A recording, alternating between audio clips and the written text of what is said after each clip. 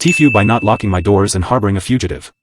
My friend's father has a camp on the shore of a lake, and it's my privilege to go hang out during the summers and get dragged by a boat and generally do summer things up there. The only real friction point for me is the sleeping arrangements. My friends have all started having kids, and trying to get anything resembling sleep in a lake house that can sleep 20 with any number of little kids is rough. 4:30 a.m. xylophone solos and 5 a.m. wind sprints are just an experience. As a result, I tend to sleep in my car, which has folding back seats and a camp mode function that keeps the inside of the car at the right temperature with air circulating. I kind of need to sleep on a diagonal and can't sleep on my side, but it's quiet and relatively allergen-free, if not more than a little uncomfortable. I've since learned my lesson about locking the doors, because my friend was in possession of a 2-year-old and happened to insert the 2-year-old into the car with me with a xylophone. Just so I didn't miss out on the camp experience. He was doing it for my benefit. Allegedly. As a result, I now lock my car doors when it's bedtime at camp. Usually. This weekend I was up there and on Saturday tried my hand at wakeboarding. Wakeboarding is a tiring sport, especially when you're inept enough that getting up on the board is a lofty goal, never mind actually steering. So last night I was very tired and sore. I also happened to eat a fistful of extracurricular gummies, so my aches and pains would allow me to sleep. So last I knew was I went to bed at like 9 p.m. because I'm a big boy, and I woke up this morning to a strange sensation. I wasn't alone in the car.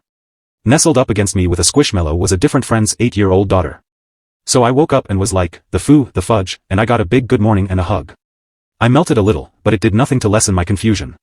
When I asked how she found her way into my car, I was told that it was hot and noisy and she couldn't sleep, so she came in here with me. When I asked her if her parents knew where she was, she kinda just hid. So I knew I was in trouble.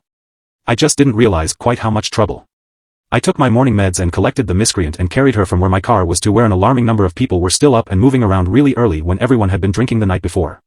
So I shout out, "Hey, guess who crashed with me last night?" And everyone stops and stares, and then someone just shouts, "We found her. She's okay." A whole pack of very tired and irritated adults surround us. The child is confiscated from me and presented to her extremely tired and anxious adults, and I'm getting the riot act read to me for being so irresponsible. Irresponsible what? What the hell? Apparently last night someone found a box of bottle rockets left over from the 4th and started setting them off at dark 30. The explosions from the rockets going off woke up the little girl, who wasn't having it and just wanted to sleep. She'd heard everyone going on about how I'm a glamper and it must be nice getting to camp with climate control and noise reduction. So when she woke up and couldn't get back to sleep because of the idiots with bottle rockets, she grabbed her squishmallow and just climbed into my car, curled up and passed out. When her parents tried going to bed, they discovered that their daughter had wandered off in the night, which was a problem. So they started looking for her, and more people started to assist in the search, because little girl going missing next to a body of water isn't a good thing. Nobody thought to check my car because I sleep like the dead, and everyone knew my doors were locked anyway, so nobody bothered waking me up to help with the search.